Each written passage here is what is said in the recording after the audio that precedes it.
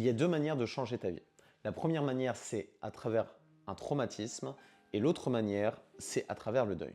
Et en fait, ce que tu vas comprendre, c'est que ces deux manières-là sont en miroir, sont en fait diamétralement opposées. Si tu ne me connais pas, je m'appelle Antoine Audibert et j'ai aidé plus d'une centaine de femmes et de couples leaders à sortir des attachements toxiques et bâtir des relations sécures et saines.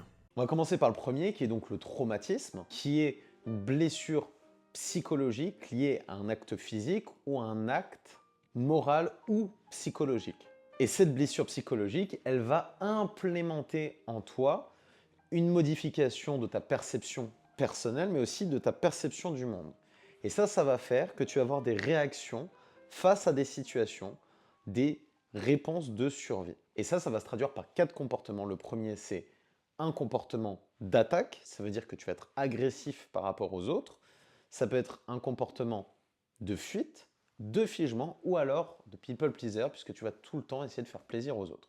Et du coup, ce traumatisme, comment il est implanté? Il peut être implanté soit parce que la situation et l'acte, il a été ponctuel mais particulièrement violent, ou alors on a un traumatisme complexe qui va être en fait des successions d'actes dans le temps qui vont faire que tu vas être figé dans ces comportements.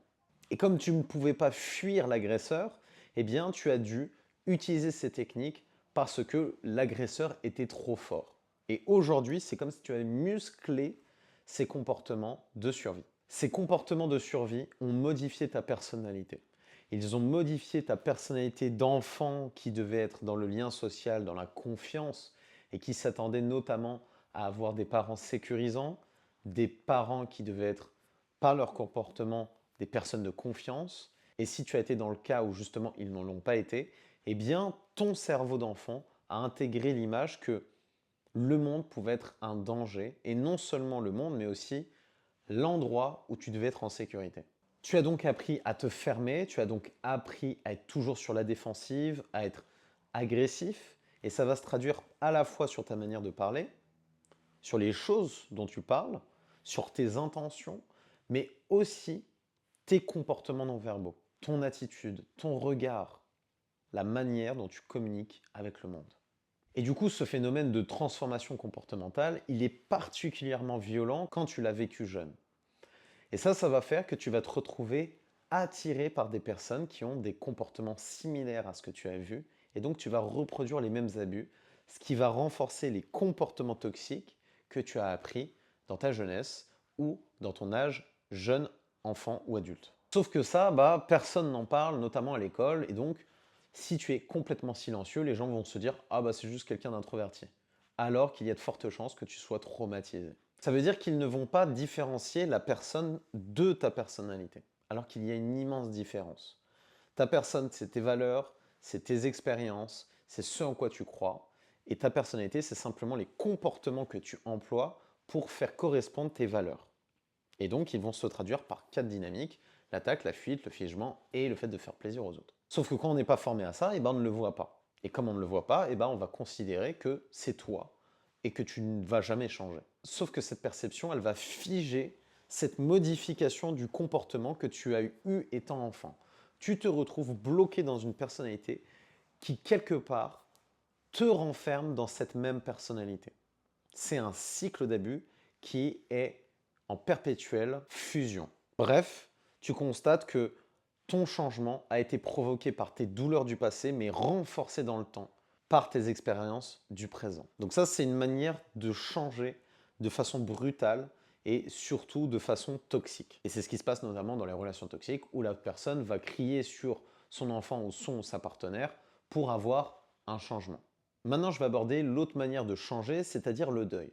Le deuil, c'est l'inverse du traumatisme, puisque c'est une expérience qui va être consciente, qui va être voulue. Et donc, dans ce processus de deuil, déjà, il y a l'exploration de tes besoins, il y a l'écoute de tes ressentis, mais aussi une activation d'un comportement malgré l'inconfort. Tu n'es plus en réaction, mais tu es en action par rapport au monde.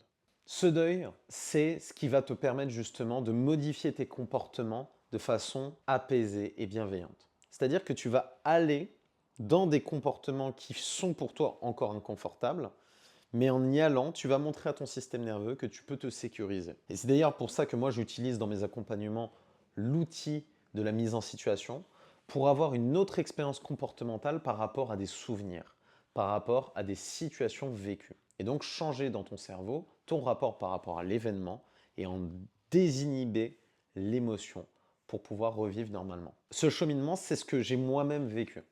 Parce que peut-être comme toi, j'ai été une personne qui était particulièrement silencieuse, beaucoup dans la suranalyse, beaucoup dans le mode sauveur, en opposition à mon père qui était dans la domination et l'agressivité. Je me définissais donc par rapport à mon histoire familiale. Et en avançant dans le temps, quelque part, j'ai fait ces mises en situation. C'est-à-dire que j'ai voyagé à l'étranger pour me prouver que j'étais capable d'aller au contact des autres. J'ai commencé à faire du théâtre d'improvisation, à faire du chant sur scène. J'ai été chef de projet sur des projets à plus de 100 millions d'euros en faisant face à des personnes qui pouvaient avoir des comportements aussi toxiques, mais en me prouvant que j'étais capable de gérer ces situations. Et enfin, l'entrepreneuriat, en m'exposant sur les réseaux, en étant complètement sécure par rapport aux retours que je pouvais avoir, notamment des spectateurs, et parfois ça pouvait être agressif. Bref, c'est comme si j'avais, par mon expérience, fait face à ces situations d'inconfort, d'abandon et de rejet, que j'ai eu des nouveaux comportements malgré ces situations. Et en redéfinissant de cette manière-là aussi pour toi ton rapport à tes émotions, tu ne vas plus être dans la surréaction, dans l'attaque, le figement, la fuite, ou alors le fait de faire plaisir aux autres. Tu vas adapter ton comportement de façon consciente en te disant, ok, dans cette situation, qu'est-ce que je recherche à avoir? Est-ce que je recherche à avoir une relation, travailler sur la relation, ou alors est-ce que je recherche un résultat? Et en fonction de ce que tu veux, adopter la posture qui est adéquate malgré l'inconfort. Exemple, tu es entrepreneur, tu sais qu'il va falloir être beaucoup dans l'action, par exemple faire de la prospection, par exemple être constamment en train de créer du contenu, eh bien tu dois être dans l'action malgré l'inconfort. Et inversement, si tu veux travailler la relation, ça veut dire que tu dois avoir un mode stable, parler avec calme, parler de tes émotions, de tes besoins, même si la situation va être inconfortable. En bref, tu ne vas pas être dans un mode automatique, tu vas être dans un mode conscient, dans un mode où tu vas attribuer les comportements adéquats par rapport à la situation et surtout les faire malgré l'inconfort. Et plus tu les feras, plus tu seras capable d'adopter de nouveaux comportements et surtout d'avoir des comportements sains par rapport à toi-même et les autres. Et donc, en faisant ce deuil et en incorporant ces comportements que tu veux de ton toi dans 5 ans, tu vas pouvoir traiter ces traumatismes vécus et ne plus surréagir en devenant une personne avec des comportements sains.